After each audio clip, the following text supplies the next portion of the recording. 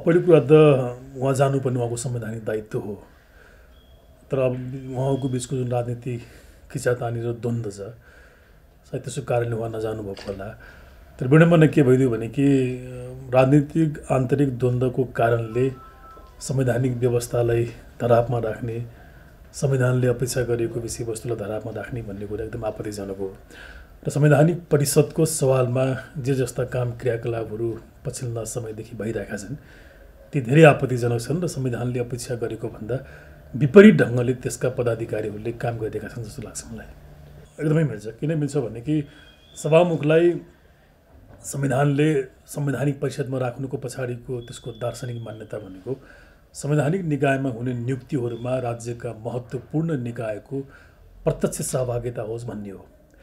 त्यही भएर हामीले के गर्यौँ भने कि त्यो परिषदभित्र न्यायपालिकालाई हामी राख्यौँ, प्रधान न्यायाधीशलाई, अनि व्यवस्थापिका राख्यौँ। त्यसमा दुईटै च्याम्बरको अध्यक्षलाई हामी राख्यौँ, सभामुख लगायत माथिल्लो सभाको पनि, अनि प्रतिपक्षलाई पनि हामी त्यसमा राख्यौँ, उपसभामुख पनि हामी राख्यौँ। यसको पछाडिको संवैधानिक दर्शन भनेको संवैधानिक निकाय आफैमा महत्त्वपूर्ण संयन्त्रहरू हुन्, अनि त्यसमा हुने नियुक्ति त्यसै पनि महत्त्वपूर्ण हुन्छ। अनि ती पदाधिकारीहरू सक्षम, स्वतन्त्र र आफ्नो जिम्मेवारी पुरा गर्न सक्ने खालका आउन्। अनि सँगसँगै त्यसरी पठाइएका पदाधिकारीहरूमा वा त्यो नियुक्तिमा राज्यको सबैको त्यस स्वामित्व रहन सकोस् भन्ने उद्देश्यले गरिएको हो। अनि सभामुखको रूपमा भइसकेपछि त्यो कुनै व्यक्तिको सभामुख, कुनै पार्टीको सभामुख भन्ने हुँदैन, त्यो संसदको अनि संविधानको सभामुख भन्ने हुन्छ। अब त्यस्तो पदमा बसेको व्यक्तिले अब पार्टीले वा अरू कुनै अमुक व्यक्तिले उहाँलाई के अराउँछ त्यसको उहाँले पालना गर्ने होइन।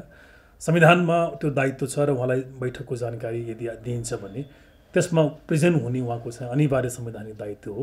त्यो चिजबाट उहाँ चुक्नु भयो र त्यो दायित्व उहाँले निर्वाह गर्नु भने यो उहाँको अखण्डता हो। यो कदापि संविधानका यस्ता व्यवस्थाहरू र संविधानको यस प्रकारको कामलाई यो क्रिया प्रतिक्रियाको रूपमा नेताहरूले इगोको रूपमा लिने भन्ने विषय नै होइन। किनभने एउटा घटनाले संविधानका नजिरहरू भोलि स्थापित हुन्छन्, अनि भोलि कस्तो खालको मूल्य मान्यताको संवैधानिक व्यवस्था हामीले चाहेको हो त्यो कुरामा यसले असर गर्छ। अब यहाँ यसमा दुई तिनवटा कुरा समस्या के देख्यो भने कि उनी गएनन्, त्यो आपत्तिको विषय हो। तर अब त्यसको बदलामा सरकारले जुन जवाब दियो कि अध्यादेश ल्याएर भएको प्रावधानलाई उसले हेरफेर गरेर बैठक बस्न सक्ने खालको जुन खालको प्रावधान भयो, त्यसले त झन् 3-4वटा गम्भीर प्रश्नहरू अहिले अगाडि ल्यायो र संविधानको उल्लङ्घन हुने काम गर्यो। नम्बर 1, अब केही दिनमा संसदको अधिवेशन बस्नुपर्ने संवैधानिक बाध्यता थियो। हामी अनुमान गर्न सक्छौँ कि 6 महिनाभन्दा बढी संसदको अधिवेशनलाई रिक्त राख्न नमिल्ने भावनाले त्यो अवश्य बस्थ्यो। अब संसदको अधिवेशन बस्न केही दिन बाँकी रहेको समयमा सरकारले अध्यादेश जारी गर्यो। अध्यादेशलाई कानुन वा संविधानमा अपवादको विषय मानिन्छ। अत्यन्त एक्स्ट्रा अर्डिनरी यदि अवस्था आयो, आवश्यकता अतिभन्दा अति आवश्यक कुनै कुरालाई सम्बोधन गर्नुपर्ने भयो, जो तपाईँले आजको आज त्यसलाई सम्बोधन गर्न सक्नु भएन भने मुलुकले, समाजले, राष्ट्रले, संविधानले, कानुनले केही क्षति बिहोर्छ भन्ने भयो भने त्यस्तो अवस्थामा अपवादको रूपमा अध्यादेश चाहिँ जारी गर्ने हो। अब संसदको बैठक बस्न केही दिन बाँकी रहेको समयमा सरकारले अध्यादेश ल्याउनु भनेको एउटा कुरा यसले संसदलाई उसले नटेरेको, संसदलाई बाइपास गरेको भन्ने देखियो, नम्बर 1। अब नम्बर 2, अध्यादेशको तपाईँले अन्तर्वस्तुहरू हेर्नु हो भने जुन हामीले सुन्नमा अहिले आएको छ, त्यहाँ चाहिँ कम्तीमा बहुमत सदस्य भयो भने पनि गणपूरक सङ्ख्या भएको मानिने, अनि बहुमतको गणपूरकबाट फेरि बहुमतले निर्णय गर्न सक्ने भन्ने देखियो। अब त्यो हो भने अहिलेको संवैधानिक परिषदमा उपसभामुख त्यसै पनि रिक्त थियो। 5 जना सदस्यमा बहुमत उपस्थित भए बैठक बस्न सक्ने भनेपछि 3 जनाले बैठक बस्न सक्ने भयो, अनि उपस्थितको पनि बहुमत भनिसकेपछि त 2 जनाले निर्णय गर्न सक्ने भयो। अब अनुमान गर्नु, संविधानले अपेक्षा गरेको 6 जनाको संरचनाको संवैधानिक परिषद जसको उद्देश्य त सकभर त्यहाँ सबैको सहमतिमा, सबैको सहभागितामा निर्णय होस् भन्ने हो। कुनै हालत निर्णयमा पुग्नै सकेन भने त्यति बेला सायद बहुमत भन्ने कुरा हुन्थ्यो होला। त्यो खालको अब स्किमबाट अध्यादेशले के बनाइयो त भन्दा 2 जना व्यक्तिले पनि चाह्यो भने निर्णय गर्न सक्ने भनेर भन्यो। मलाई लाग्छ यो त देखादेखि र सम्पूर्ण रूपमा संवैधानिक परिषदको बारेमा संविधानले अपेक्षा गरेको मान्यताको विरुद्धको कुरा हो। यो पनि अति धेरै ठुलो उल्लङ्घन भयो अध्यादेश। अब तेस्रो कुरा, अर्को एकदम महत्त्वपूर्ण कुरा के छ भने अध्यादेश जारी भइसकेपछि यदि सुचारू भयो हाउस खोल्यो भने तपाईँ 60 दिनभित्र त्यसलाई त्यहाँ लानुपर्ने हुन्छ, त्यो त लानुहुन्छ। उसले मानेन भने अध्यादेश चाहिँ बदर हुन्छ। तर अध्यादेश जारी भएको बेलामा तपाईँले जुन काम गर्नु छ, जुन परिणाम दिनु छ, त्यो काम चाहिँ बदर हुँदैन। अनुमान गर्नु संवैधानिक निकायमा अहिले 40-45 सिट चाहिँ रिक्त रहेको भन्ने कुरा छ। 45 सिट रिक्त रहेको भन्ने छ। अब त्यति 45वटा महत्त्वपूर्ण पदहरू जसको काम भनेको सरकारलाई निगरानी गर्ने, सरकारलाई जवाबदेही बनाउने र एउटा ओभरसाइट बडीको रूपमा काम गर्ने संवैधानिक निकायले। अब त्यो नियुक्ति भोलि बदर हुँदैन। आज तपाईँ नियुक्ति गर्नु हो भने, अध्यादेश खारेज भयो भने पनि नियुक्ति बदर हुँदैन। अब दीर्घकालको रूपमा यति ठुलो असर पर्ने विषयमा प्रधानमन्त्री, सरकार प्रमुख र राष्ट्र प्रमुख दुईटा मिलेर तपाईँ यो खालको काम गर्दै जानु हो भने अवस्था के हुन्छ? यसलाई हामी संविधानमा कलरेबल एक्सर्साइज अफ पावर र फ्रड अन द कन्स्टिट्युसन भन्न भन्छ। संविधानमाथिको जालसाजी र जालसाजीपूर्ण अधिकारको प्रयोग भनेर भन्छ। यो हिसाबले हेर्नु हो भने पनि यो कदम चाहिँ त्रुटिपूर्ण छ। तेस्रो कुरा, यो विषयमा राष्ट्रपतिको भूमिकामाथि पनि धेरै ठुलो प्रश्न चिन्ह खडा हामीले गर्न सक्छौँ। किनभने राष्ट्रपतिको भूमिकालाई संविधानले तटस्थ भूमिकाको रूपमा राखेको छ। उनी संविधानको अभिभावक, संविधानको संरक्षक अनि देश र जनताको अभिभावकको रूपमा संविधानले परिकल्पना गरेको छ। अब यति गम्भीर महत्त्वको विषयमा अध्यादेश सरकारले आफूसम्म चाहिँ सिफारिस गरिसकेपछि कम्तीमा राष्ट्रपतिले त्यो बारेमा परामर्श गर्नुपर्ने, आफ्नो विवेक उनले प्रयोग गर्नुपर्ने, भोलि त्यसले पार्ने असरको बारेमा उनले सोच्नुपर्ने, अनि यो कार्यले संविधानलाई केही असर गर्छ गर्दैन भन्ने बारेमा सोच्नुपर्ने हुन्थ्यो। त्यो केही पनि गरेको देखिन।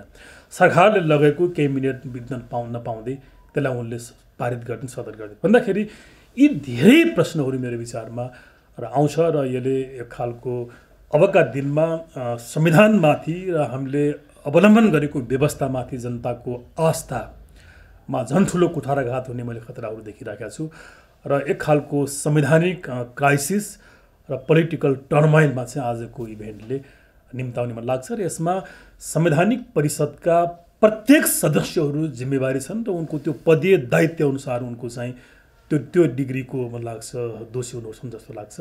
भोलि यसको बारेमा इतिहासले फेरि मूल्याङ्कन गर्ला। त्यो त अवश्य देखियो नि त। जस्तो अब अहिलेको आजको दृश्य हेर्दाखेरि के देखिन्छ भने कि संशोधित अध्यादेश अनुसार यदि बैठकको आह्वान भयो भने त्यसमा सभामुख फेरि उपस्थित हुने सम्भावना कम देखियो। उपस्थित हुँदा त संविधानले उनलाई रोक्दैन, तर उनी अब नजाने सम्भावना झन् बढी देखियो राजनीति रूपमा पनि। अनि प्रतिपक्षको जुन नेता हो अब उसले पनि यसमा भाग लिने सम्भावना चाहिँ कम देखियो, किनभने उसले यसमा आपत्ति जनाएको छ। भनिसकेपछि अब 3 जना व्यक्तिको बैठक हुने सम्भावनालाई यसले इङ्गित गरिराखेको छ। एउटा प्रधानमन्त्री स्वयं सरकार प्रमुखको रूपमा, प्रधान न्यायाधीश र राष्ट्रिय सभाको अध्यक्ष। अब 3 जना गइसकेपछि त्यहाँ 2 जनाको बहुमतले पनि निर्णय गर्न सक्ने भनिसकेपछि अब भोलि त्यो निर्णय भइसकेपछि पहिलो कुरा त त्यो भोलि संवैधानिकता जाँच्नको लागि अदालतमा त्यो मुद्दाको रूपमा प्रवेश गर्न सक्छ। अब प्रधान न्यायाधीश स्वयं त्यो बैठकमा बसिसकेर निर्णय गरेको विषयलाई अदालतले भोलि कति निष्पक्ष रूपमा हेर्ला, त्यो प्रश्न आउने हो। भन्दाखेरि त अब अदालतले वा प्रधान न्यायाधीशले चाहेर नचाहेर भए पनि आजको यो अध्यादेशको यो कार्यको घटनाले गर्दाखेरि न्यायले एउटा विवादमा आउने र मान्छेले प्रश्न उठाउन सक्ने ठाउँहरू देखियो। किनभने बैठकको जानकारी वा बैठकको सूचना प्रधान न्यायाधीशलाई दियो भने उहाँ जानुपर्ने अवस्था रहन सक्छ। अब गइसकेपछि उहाँले अब त्यो निर्णयमा के गर्नु छ भन्ने कुरा हेर्न बाँकी छ। त्यसले गर्दा मलाई लाग्छ तपाईँले सोध्नुभयो जस्तो न्यायले पनि यो विषयमा कुनै न कुनै रूपमा चाहिँ एउटा विवादको प्रसङ्गमा आउने खतराहरू चाहिँ म देखिरहेको छु। यसमा अब प्रधान न्यायाधीशले कुन सुझबुझका साथ उहाँले काम गर्नुहुन्छ त्यो चिजमा मलाई लाग्छ न्यायालयका बारेमा आउँदा दिनहरू चाहिँ निश्चित होला जस्तो लाग्छ मलाई यो विषयमा। होइन, सत्तारूढ दलभित्रको झगडालाई यहाँ संवैधानिक सहारा लिन खोजिराखेको छ जबरजस्त रूपमा। यो अत्यन्त आपत्तिजनक कुरा हो। हरेक राज्यमा पार्टीभित्र द्वन्द्व हुन्छ, अन्तरसङ्घर्ष हुन्छ, त्यसलाई स्वाभाविक नै मानिन्छ। तर कुनै पनि एउटा राष्ट्रको भिजन भएका अनि राष्ट्रलाई माया गर्ने, कानुन र संविधानलाई माया गर्ने नेताहरूले, दलहरूले चाहिँ त्यो कानुन र संविधानको बैशाखी बनाउने, त्यसलाई चाहिँ एउटा त्यो सिल बनाउने काम चाहिँ गर्दैनन्। हामी कहाँ के गर्यो भने उहाँहरूको आन्तरिक तुष, उहाँहरूको आन्तरिक द्वेष र उहाँहरूको आन्तरिक झगडालाई कानुन र संविधानको सहारा लिएर चाहिँ उहाँहरूले अगाडि बढ्न खोजिराख्नु भएको छ। आज गरेको पनि त्यही हो। बैठकमा सभामुख आएनन्, उहाँहरूको आन्तरिक राजनीतिक झगडाको एउटा कारण हो। यत्रो समयसम्म संवैधानिक परिषदको बैठक बसेन, त्यो पनि दलको कारणले गर्दाखेरि हो। यति समयसम्म संवैधानिक पदहरू रिक्त रहे, त्यो पनि उहाँहरूको कारणले गर्दाखेरि हो। अनि जम्मै आफ्नो कारणले समस्याहरू उत्पन्न गर्ने, सिर्जना गर्ने, तर कानुन र संविधानको उहाँहरूले सहारा लिएर त्यसको दुरुपयोग गरेर अगाडि बढ्न खोज्नेले के देख्यो भने कि उहाँहरू कानुन र संविधानप्रति इमान्दार हुनुहुन्न, उहाँहरूले परेको बेलामा कानुन र संविधानको दुरुपयोग गर्न सक्नुहुन्छ भन्ने चाहिँ यो पछिल्लो इक्जाम्पल हो। त्यसैले यो द्वन्द्व, यो समस्या कानुन र संविधानको होइन, उहाँहरूको हो, व्यक्तिको हो, राजनीतिक पात्रहरूको हो। योबाट हुने सबै क्षतिको जिम्मा चाहिँ उहाँहरूले लिनुपर्छ।